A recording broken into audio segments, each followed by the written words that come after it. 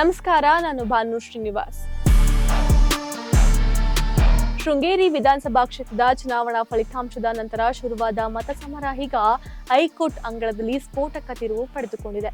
BJP ಶಾಸಕ D N Jeevaraj ಅವರಿಗೆ Karnataka high court ದೊಡ್ಡ ರಿಲೀಫ್ ನೀಡಿದೆ.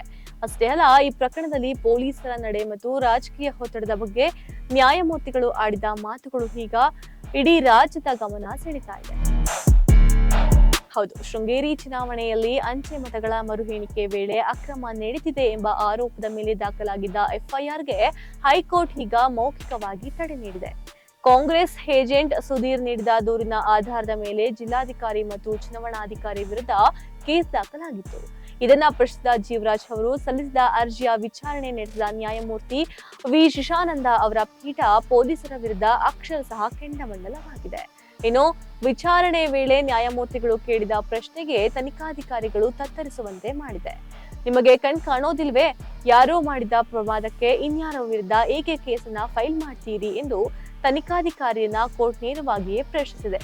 ಅಷ್ಟೇ ಅಲ್ಲದೆ, ನಿಮ್ಮನ್ನ ಅಮಾನತು ಮಾಡಲು ಆದೇಶ ಬರೆಯಬೇಕಾಗುತ್ತದೆ ಎಂದು ಎಚ್ಚರಿಸುವ ಮೂಲಕ ಪ್ರಕರಣದ ಗಂಭೀರತೆಯನ್ನ ತಿಳಿಸಿದೆ. ಜೀವರಾಜ್ ಅವರ ಪರವಾಗಿ ಹಿರಿಯ ವಕೀಲ ಅಶೋಕ್ ಅವರು ವಾದ ಮಂಡಿಸಿ, ಇದು ಕೇವಲ ರಾಜಕೀಯ ಸೋಲಿನ ಹಿನ್ನೆಲೆಯಲ್ಲಿ ದಾಖಲಾಗಿರುವ ಸೇಡಿನ ಕ್ರಮ ಎಂದು ಪ್ರತಿಪಾದಿಸಿದರು. ಇದಕ್ಕೆ ಪ್ರತಿಯಾಗಿ ಸರ್ಕಾರಿ ಅಭಿಯೋಜಕರು ಡಬಲ್ ಕ್ಲಿಕ್ ಮತಗಳ ಬಗ್ಗೆ ಉಲ್ಲೇಖಿಸಿದರೂ ನ್ಯಾಯಪೀಠವು ಅದನ್ನ ಒಪ್ಪಿಲ್ಲ. ಒಂದು ವೇಳೆ ಅಕ್ರಮ ನಡೆದಿದ್ರೆ ಅದನ್ನ ಮರು ಎಣಿಕೆಗೆ ಆದೇಶದ ನ್ಯಾಯಾಲಯದ ಗಮನಕ್ಕೆ ಏಕೆ ತರಲಿಲ್ಲ ಎಂದು ಕೋರ್ಟ್ ಮರು ಪ್ರಶ್ನೆಯನ್ನ ಹಾಕಿದೆ.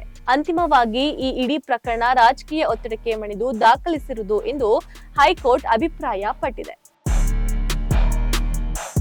ಇನ್ನು ಎಫ್ಐಆರ್ಗೆ ತಡೆ ನೀಡಿದ್ದು ಅಷ್ಟೇ ಅಲ್ಲದೆ, ಸದ್ಯದ ಪರಿಸ್ಥಿತಿಯಲ್ಲಿ ಗಮನಿಸಿದರೆ ಕರ್ನಾಟಕದಲ್ಲೂ ಸಹ ಚುನಾವಣೆಯನ್ನ ತಡೆಯಲು ನ್ಯಾಯಾಂಗ ಅಧಿಕಾರಿಗಳನ್ನೇ ನೇಮಿಸಬೇಕಾದ ಪರಿಸ್ಥಿತಿ ಬರಬಹುದು ಎಂದು ಕಳವಳವನ್ನ ವ್ಯಕ್ತಪಡಿಸಿದೆ.